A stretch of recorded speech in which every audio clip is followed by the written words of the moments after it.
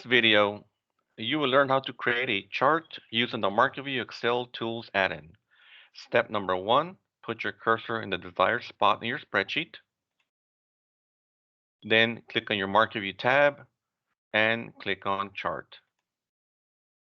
For this exercise, we'll be charting the NYMEX crude oil symbol.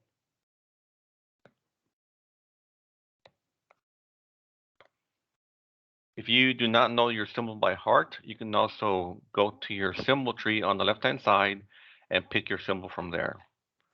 After you choose your symbol, on the right side, you have your fields section. The default field is a close field. You can also choose high, low, midpoint, open, open interest, volume, and weight. On the bottom left-hand corner, you have your default settings.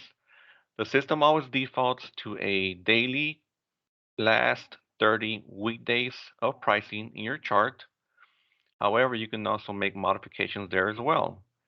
Instead of a daily chart, you can also click on the down arrow and create a weekly average, monthly average, quarterly average, yearly average, intraday ticks, or a seasonal chart by years. In this case, we'll leave it daily. Under the last option there, last just means it'll be a rolling bucket of data of 30 days. If you do not want that, click on the down arrow and choose the date range. In here you have your start date and your end date. Or the third option there is the dynamic date range. This lets you put a start date and an end date anywhere on your spreadsheet and then reference those using the from and the to option here on your screen. For this exercise, we'll be using the last, which is be a rolling bucket of data. Default is 30 days. Let's go from 30 to any X number of days you want. I'm going to make this 100 days. And weekdays is Monday through Friday pricing. By clicking on the down arrow, you can choose calendar days, which includes the weekends. Traded days excludes weekends and excludes holidays. And common pricing days are for charting data from 2 different data vendors as well. I'm going to default and use the weekdays, Monday through Friday. Ending on today, that's your default setting there. If you want to choose a different ending date, click on today and choose your date on the corresponding option field. Where it says today's data, default is show. That'll show today's price if it's available. If it's not available and you want to avoid any type of dips in your chart, click on the down arrow there and choose hide. I'm going to go back and choose show since today's price is available. If you want to include a moving average in your chart, you can put your cursor in there and choose any number you want. Under preferences on the bottom left-hand corner, click on the down arrow there. Header options, you have 3 different styles. The first one is no headers. Second one is normal headers. Third one is bold headers. The bold headers is your default setting there. As far as orientation goes, the one on the left is your default, which is symbols in columns. The one on the right is symbols in rows. I always recommend leaving these 2 options checked. Show symbol name in the header and show description in the header. Those are very useful and handy when it comes time to see the information on your spreadsheet. Under formatting, if you are going to do any special type of formatting on your spreadsheet, like color coding or fonts, things like that, be sure to put a check mark where it says keep existing formatting. That way it'll save your special formatting. If you will not be doing that, just leave that unchecked. Under data options, missing data is where you tell the software how to handle your holidays. By default, the software is going to leave it blank. Let's say you have a holiday on a Friday. By default, it's going to leave it blank. However, if you click on down arrow there, you can use fill forward. By using fill forward, it'll put Thursday's price on the Friday for you.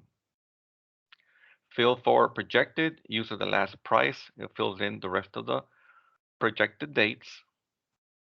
Fill backward will use the following Monday's price and put it on the previous Friday for you. If you interpolate, it'll interpolate Thursday, the following Monday, and put it on the Friday for you, which is the holiday. Or the last option there is show pound NA for not available. Again, this is if you had a holiday on a Friday. By default, it's going to leave it blank for you. Where it says always show currency in unit, I recommend leaving this checked. That way you'll be able to see if you're looking at US dollars per barrel or whatever the case may be there. Under date options, the time zone is basically used for electricity data. In this case, we'll just leave it local since we're using the crude oil price. On the directions option there, you have two ways of sorting your data. The one on the left is your default sort, which is older to newer. The one on the right is newer to older. We'll be using the one on the left as your default. Once you're done there, just click outside the little window and it'll go away. And now just click on OK on the bottom right-hand corner.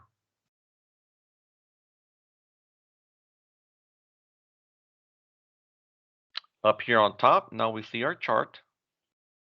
And beneath the chart is the actual data. You have your dates and you have your prices. If you notice there on our chart, we have some gaps there, which those are basically holidays. And down here in the bottom, we have your actual data points. Here's your holiday, September. There's the one for Thanksgiving. Here's the one for Christmas. In order to avoid gaps in our chart, we can easily edit our chart by putting our cursor on the asterisk and by going back to your MarketView tab and clicking on chart. In this case, I'm be clicking on preferences, and where it says missing data, we're going to be using the fill forward option. That way it'll use the previous day's price to fill in the gaps. Click outside the little window. And if you want to add number of days or make your number of days less, you can change your number in here. I'm going to leave it the way it is, 100 days. Click on OK on the bottom right-hand corner. And there's our chart, nice and neat. There's no more gaps in our chart, and all of our data points are filled in nice and neat. Again, thank you for watching. And if you have any questions, feel free to reach out to our customer support team. Thank you.